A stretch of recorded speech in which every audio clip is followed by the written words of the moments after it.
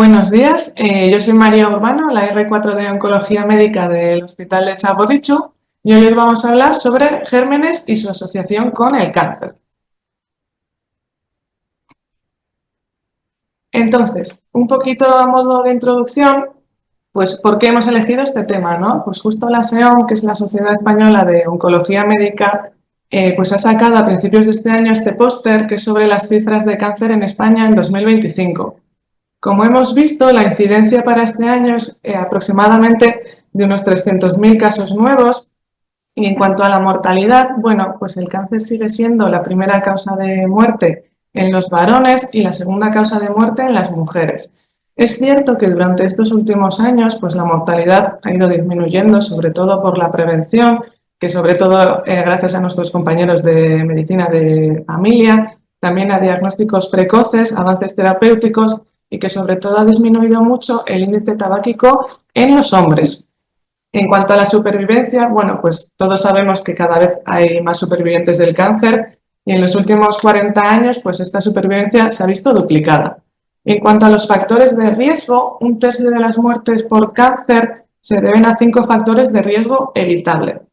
Y yo quiero recalcar que estos factores de riesgo son evitables, ¿vale? ¿Y cuáles son? Pues son el tabaco, las infecciones, el alcohol, el sedentarismo y las dietas inadecuadas. Y luego tenemos también otros factores que puede ser la radiación ultravioleta, que bueno, cada vez estamos un poquito más concienciados todos con la protección solar y la edad, que bueno, pues ese es un factor que ya sí que no lo podemos cambiar. ¿Y de qué vamos a hablar hoy? Pues hoy vamos a hablar sobre el cáncer de cérvix y de vulva, de pene, ano y orofaringeo asociado al virus del papiloma humano, del cáncer nasofaríngeo y del cáncer gástrico asociado al virus del Epstein-Barr y al cáncer gástrico asociado al Helicobacter pylori. Por otro lado, al hepatocarcinoma asociado al virus de la hepatitis B y C y al sarcoma de Kaposi asociado al herpes virus humano 8. Empezamos un poquito por el papiloma humano, que sería el rey, ¿vale? Porque se asocia al cuello de útero, vulva y vagina, a norofaringeo y al cáncer de pene. Entonces, como ya sabemos, existen más de 200 tipos de virus del papiloma humano. Son virus pequeños, sin envoltura y con cápside, que infectan únicamente a los seres humanos. Tenemos dos proteínas estructurales importantes, que es la L1, que nosotros lo que hacemos es la VLP, que es Virus-like Protein, que es la que utilizamos para la creación de las vacunas. Y luego tenemos la L2, que también es otra proteína que sobre todo lo que hace es media la infectividad, ¿vale? No la media ella sola, sino que también utiliza la L1 para la infectividad. ¿Y cómo nos infecta el virus del papiloma? Pues en el epitelio lo que hace inicialmente es una infección de las células más basales del epitelio y a medida que el queratinocito se va diferenciando, pues estas partes genéticas de aquí van aumentando su expresión, ¿vale? De forma que cuando llegan a la parte más externa, el nivel de expresión de estos genes es máximo y liberan los viriones, ¿vale? Que esto, bueno, pues es un círculo vicioso, se liberan los viriones, vuelven a infectar las células basales y una y otra vez. ¿Y cuál es la historia natural del cáncer? Pues nosotros inicialmente tenemos un cáncer de cervix normal, luego tenemos unas lesiones pues que no son invasivas y luego ya tenemos un cáncer invasivo, ¿vale? ¿Y cómo ocurre esto? Pues nosotros tenemos unas células epiteliales normales con unos núcleos normales representados aquí en azul, que lo que pasa es que tenemos una infección por este virus del papiloma, que lo que pasa es que genera una displasia y esta displasia está representada aquí con los núcleos morados, que lo que pasa es que el ADN viral se mete dentro del núcleo. Esta displasia, a medida que se va proliferando y aumentando la displasia, pues vemos aquí que los núcleos acaban siendo rojos. Estos núcleos rojos lo que indican es que el ADN viral se ha integrado ya dentro del genoma del epitelio, ¿vale? De momento aquí lo único que tenemos es una displasia de bajo grado o de alto grado, dependiendo de la localización, o de grado 1, 2 y 3. ¿Cuándo pasamos a tener un cáncer invasivo? Pues cuando estas células displásicas ya sobrepasan la membrana basal. Bien. Esta es una de las diapositivas más importantes de toda mi presentación porque hace un resumen de todos los cánceres y su fracción atribuible al virus, que en este caso, pues es que es bastante importante, ¿vale? El 100% de los cánceres de cervix son atribuibles a la infección, el 90% de los cánceres de ano y el 40% de los cánceres de pene, vagina y de vulva. Es verdad que la orofaringe es un poco aún indeterminado porque depende un poquito pues de la técnica con la que se hace, de la zona de la orofaringe. Entonces, bueno, pues los datos en cuanto al cáncer asociado a orofaringe aún están un poco verdes, vamos a decir. Bueno, voy a nombrar simplemente en esta diapositiva la eficacia con las vacunas, porque creo que es algo que conocemos todos. En más del 90% de todos los cánceres previenen una infección persistente por el virus 16 y 18 o de lesiones premalignas. Entonces, bueno, pues es bastante importante continuar con la vacunación. Ya nos metemos con el virus del papiloma humano asociado al cáncer de cuello uterino. Este tipo de cáncer es el cuarto cáncer más común. El 99% de las ocasiones se detecta el virus y el 16 y el 18 son los responsables de la mayoría, ¿vale? Estos dos aproximadamente aparecen en el 70%. ¿Y cómo detectamos este virus? Pues a través de la inmunohistoquímica. Aquí he dejado una tabla a la derecha que es un poquito para recalcar que, como he dicho antes, existen más de 200 tipos de virus del papiloma humano. Para nosotros lo que hemos hecho es diferenciarlo en su riesgo oncogénico, ¿vale? Existe alto riesgo y bajo riesgo. Del 16 y el 18, que es de los que más vamos a hablar porque son los más frecuentes en todos los tipos de cánceres, pues ambos dos son del grupo de alto riesgo. ¿Y cuáles son los factores de riesgo para tener un cáncer de cuello uterino asociado al virus del papiloma?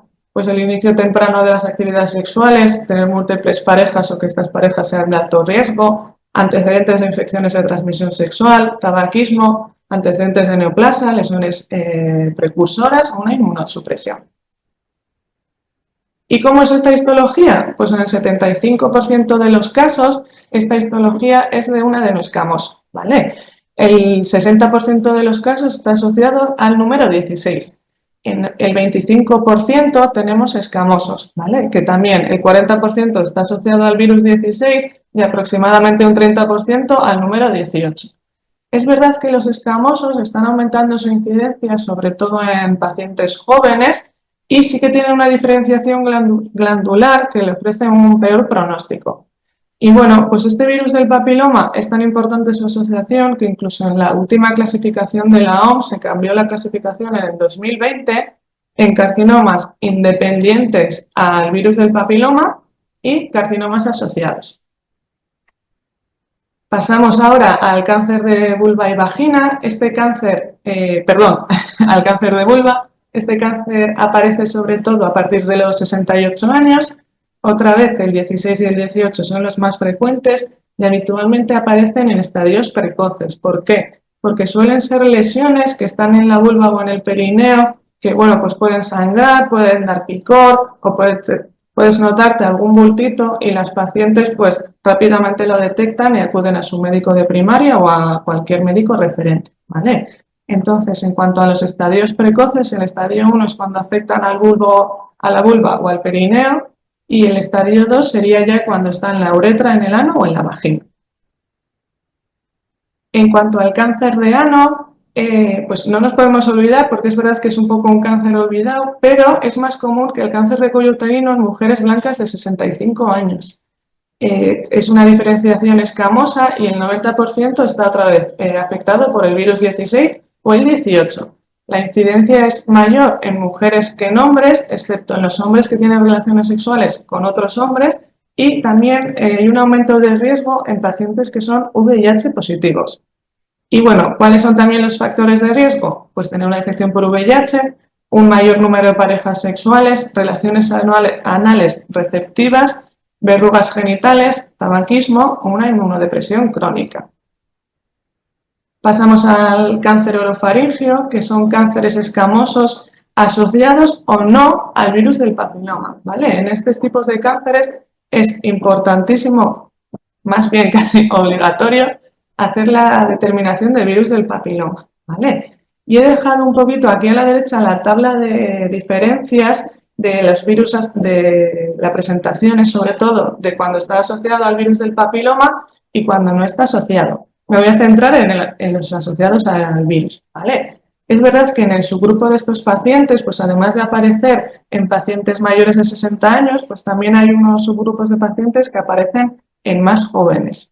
También aparece más en pacientes masculinos y sobre todo estas lesiones suelen aparecer en el paladar blando, en la base de la lengua o en las amígdalas. En cuanto a la exposición, pues curiosamente no aparece en pacientes fumadores o alcohólicos o que consumen alcohol, sino que suele aparecer más en pacientes consumidores de marihuana y el mayor factor de riesgo es el número de relaciones sexuales o relaciones sexuales orales. ¿Vale? ¿Y cuáles son los síntomas? ¿Cómo se suelen presentar estos tumores? Pues suelen ser masas de cuello asintomáticas que no suelen dar ninguna clínica, a veces un poquito de odinofagia, un poquito de otalgia, pero no tenemos ese síndrome constitucional clásico que nos dan los cánceres escamosos no asociados al virus, ¿vale? Y luego, ¿cómo suelen ser estos cánceres? Pues suelen ser tumores primarios un poquito más pequeños, pero sí que tienen un mayor riesgo de tener ganglios afectos. ¿Y por qué es muy importante saber si está asociado o no? Pues por el pronóstico, ¿vale? En la gráfica de A tenemos los virus papiloma humano positivos y en la B los negativos. Vamos a hablar sobre los estadios 4, los estadios metastásicos, que en este caso B, que es la línea azul clarita, que vemos que a los 2 años los positivos tienen una supervivencia global de casi del 80%, sin embargo, los negativos disminuye esta supervivencia global hasta el 40%. ¿Qué pasa si nos vamos a los 8 años? Bueno, pues vemos que las dos gráficas se mantienen, pero los pacientes con virus del papiloma humano positivos siguen teniendo una supervivencia global del 60% y los virus del papiloma negativos pues ya disminuyen a menos del 40%.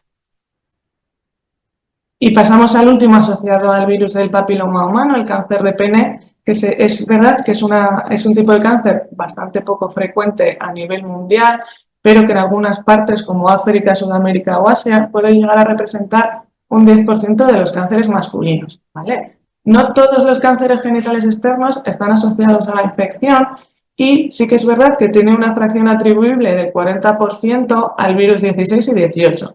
Y cuando los cánceres de pene detectamos este tipo de virus, el 80% de los casos pues son el 16 o el 18. ¿Y cómo se diferencian estos cánceres asociados a este virus? Pues porque suelen aparecer en una edad más temprana, suelen ser más basaloides, no suelen tener mutaciones de P53 y también su factor de riesgo más importante, pues al final son factores de riesgo sexual. Pasamos al virus del Epstein-Barr, que vamos a hablar sobre el carcinoma nasofaríngeo y el carcinoma gástrico. Como sabemos, el virus del Epstein-Barr es el causante de la mononucleosis, es un virus que se transmite por contacto, por transfusión de sangre o trasplante. Lo que crea es una infección crónica que afecta a más del 90% de la población mundial, aunque en su mayoría suele ser de forma asintomática. No tenemos vacuna y este virus lo que tiene es un tropismo dual por linfocitos B y células epiteliales.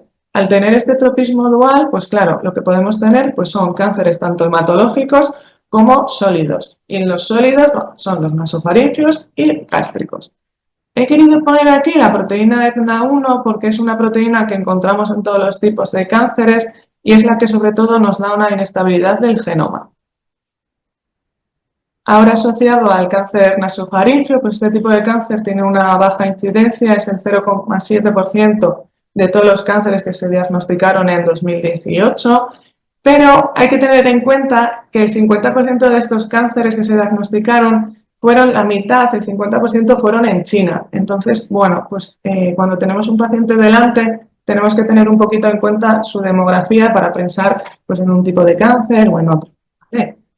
En cuanto a los subtipos patológicos, el no queratinizante es el más frecuente, el 95% de los casos en áreas endémicas como China o el 90% de los asociados al virus de Epstein-Barr. ¿Cómo detectamos este virus? Pues se suele hacer mediante la detección de inmunoglobulinas en el plasma o en el propio tumor. Y ahora mismo está como muy en moda monitorizar los niveles en plasma del DNA, que lo que se ha visto es que al principio son independientes del pronóstico. Da igual que estén altos o que estén bajos, lo importante es monitorizarlos durante el tratamiento. De forma que si tú a un paciente le estás dando una quimioterapia y estos niveles disminuyen, pues tú ya sabes que este paciente seguramente está haciendo una buena respuesta. Sin embargo, durante la quimioterapia o durante un descanso, si estos niveles en plasma empiezan a aumentar, pues ya sabes que este paciente seguramente te esté recayendo, o sea, te esté recayendo si estaba en un descanso o te esté progresando durante el tratamiento si estaba en tratamiento.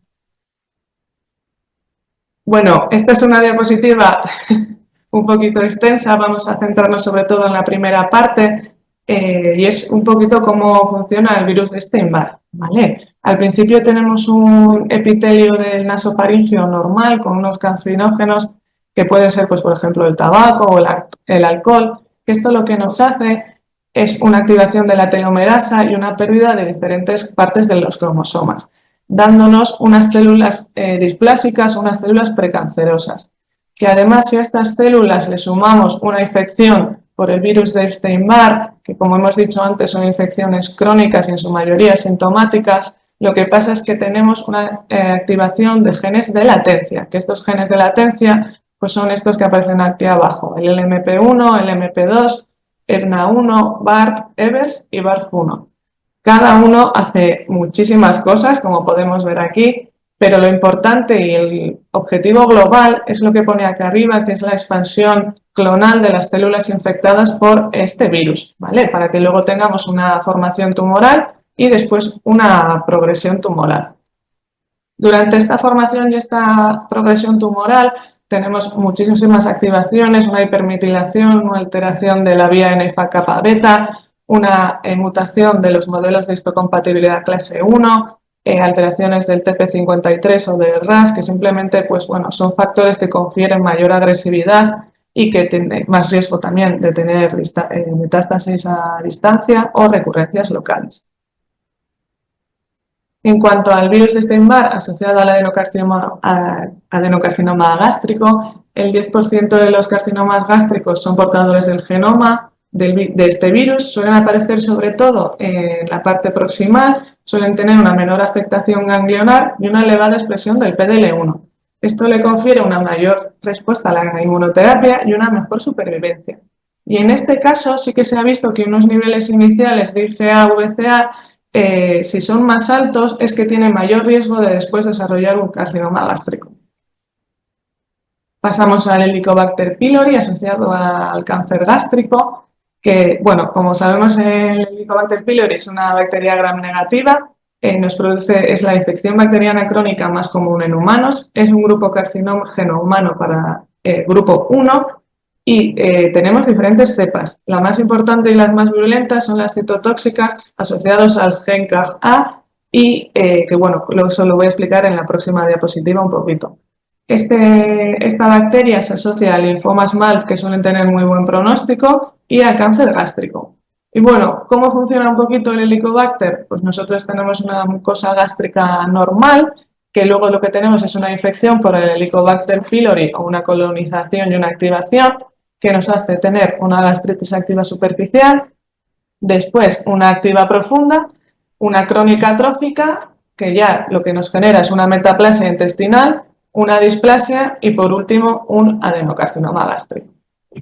Aquí tenemos un poquito el gen CAG de los Helicobacter, como vemos activan o inhiben muchísimas vías, las representadas en verde pues son vías que promueven la inflamación tumoral, las azules son las evasiones a inhibiciones del crecimiento, las naranjas confieren una resistencia a la muerte celular, las grises una inestabilidad del genoma y las amarillas una proliferación pues cronificada y las rojas una activación de la invasión y de las metástasis. Entonces, bueno, vemos que este gen pues, es bastante importante. Y en cuanto al pylori asociado ya al adenocarcinoma gástrico, vemos que este tipo histológico es el 90% de los tumores gástricos. De todos los cánceres gástricos, pues se atribuyen a esta infección el 37% en países desarrollados y el 47% en países en desarrollo. Existe un estudio que es el de Eurogas, que se estudia en 17 poblaciones de 13 países, que concluye que tener una infección por Helicobacter pylori confiere un riesgo de 6 veces más de tener un cáncer gástrico, ¿vale? Y luego se cree que la erradicación del Helicobacter pylori reduce el riesgo de este cáncer. Existe un metaanálisis de 27 estudios con 48.000 pacientes y 700 cánceres gástricos incidentes que, bueno, que concluye que la erradicación del Helicobacter pylori luego confiere una menor incidencia para desarrollar cáncer gástrico con un intervalo de confianza pues, estadísticamente significativo. Pasamos ya al virus de la hepatitis B asociado al hepatocarcinoma. Pues sabemos que el virus de la hepatitis B lo que nos hace es una inflamación y una necrosis continua contra los hepatocitos infectados y que aparte de esta infección, lo que mayor riesgo tiene para desarrollar después un hepatocarcinoma es tener una cirrosis. Aquí he dejado un diagrama del Journal of Hepatology que, bueno, sobre todo es un poquito para comentar que aparte de tener una infección del virus de la hepatitis B, hay que tener en cuenta también la predisposición genética de los pacientes y otros factores como las comorbilidades como el consumo de alcohol o la diabetes. Solo mencionar esta proteína que es la HbX, que es una proteína muy importante porque es la que se integra en el genoma de los hepatocitos y la que nos da sobre todo la mayoría de los problemas, ¿vale? Porque es la que inicialmente pues, nos crea una hepatitis crónica, después nos da los nódulos displásicos, más tarde una inestabilidad cromosómica y una activación de las telomerasas y por último cuando ya tenemos un cáncer, un hepatocarcinoma, pues también es uno de los factores de riesgo para mayor progresión. Pasamos al virus de la hepatitis C, también asociado a hepatocarcinoma. ¿Y por qué? Bueno, pues este tipo de virus lo que nos da es una rápida renovación celular y un estado inflamatorio crónico. Los hepatocitos poco diferenciados pues hacen una proliferación, generan nódulos displásicos y después un carcinoma hepatocelular.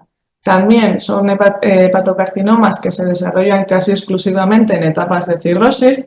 ¿Y los otros factores de riesgo cuáles son? Pues tener un genotipo 1B del virus de la hepatitis C, otras infecciones virales como tener una coinfección con un virus de la hepatitis B o ser VIH positivo, el consumo de alcohol y de tabaco, tener una diabetes u obesidad. Y por último pasamos al último virus, HHV8, que está asociado al sarcoma de Kaposi.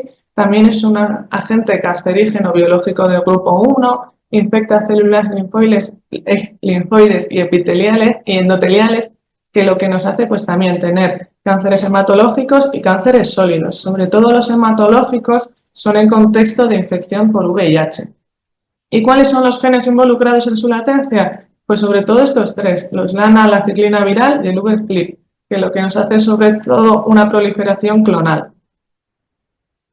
En cuanto al sarcoma de Kaposi, existen 5 tipos de sarcoma, que es el clásico, el asociado a SIDA, no endémico, endémico y iatrogénico. Vamos a hablar de los dos primeros. En cuanto al sarcoma clásico, es la imagen que tenemos aquí a la derecha, es de un curso lento y benigno, suele limitarse a un pequeño número de lesiones cutáneas en las extremidades inferiores, en menos de un 10% tenemos un compromiso visceral y como vemos estas lesiones son como tipo nodulares, purpúricas, violáceas y bueno, pues con lo que he contado antes, un curso lento benigno, un compromiso visceral pues bastante poco frecuente, pues son sarcomas de muy buen pronóstico. Y en cuanto al sarcoma de Kaposi asociado al SIDA, bueno, pues es el tumor más frecuente en pacientes VIH positivos, es una enfermedad definitoria de SIDA, suele aparecer más en pacientes hombres homosexuales o bisexuales. Es verdad que los retrovirales han disminuido mucho su incidencia y aparecen más en extremidades inferiores, en nariz y mucosa oral y genitales. Y en vez de ser como estos tipos de nodulitos, vemos aquí en la imagen que son más lesiones como placas purpúricas. Y un poquito en conclusión, ya terminamos. Las infecciones son un factor de riesgo evitable. El virus del papiloma humano es atribuible a un alto porcentaje de neoplasias y se puede prevenir mediante la vacunación. El cáncer orofaringio, virus del papiloma humano positivo, tiene un mejor pronóstico, que eso es muy importante. En el carcinoma del virus Epstein-Barr positivo es importante monitorizar los niveles en plasma durante el seguimiento Actualmente esto no lo podemos hacer en nuestro centro, pero esperemos que dentro de unos pocos años pues lo podamos empezar a hacer. La erradicación del Helicobacter pylori parece disminuir el riesgo de desarrollar adenocarcinoma gástrico y es muy importante la prevención de la cirrosis cuando tenemos una infección por virus de la hepatitis porque es el factor de riesgo es el mayor factor de riesgo asociado para luego tener un hepatocarcinoma. Y luego, bueno, pues para intentar evitar ese sarcoma de Kaposi asociado a SIDA, importante mantener una carga viral baja. Y bueno, pues es que ricasco, espero que os haya gustado